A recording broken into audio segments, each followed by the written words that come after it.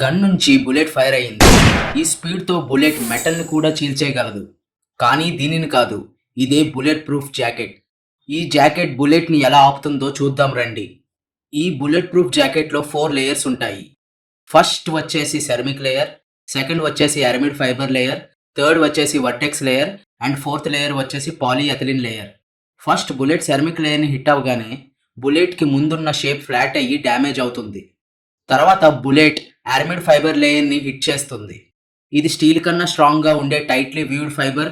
Bullet తాకగానే ఇది వెనక్కి stretch అయ్యి కైనెటిక్ ఎనర్జీని అబ్జర్వ్ చేసుకొని మొత్తం సర్ఫేస్కి డిస్ట్రిబ్యూట్ చేస్తుంది. తర్వాత బుల్లెట్ వర్టెక్స్ లేయర్కి హిట్ అవుతుంది. ఈ లేయర్ బుల్లెట్కి ఉన్న రిమైనింగ్ కైనెటిక్ ఎనర్జీని అబ్జర్వ్ చేసి ఆల్మోస్ట్ బుల్లెట్ని వీక్ చేస్తుంది. తర్వాత ఇలా వీక్ అయిన బుల్లెట్ లాస్ట్ లేయర్ పాలీఎథిలిన్ లేయర్ని హిట్ అవగానే ఇలా స్టక్ అయ్యి లేయర్లో ఉండిపోతుంది.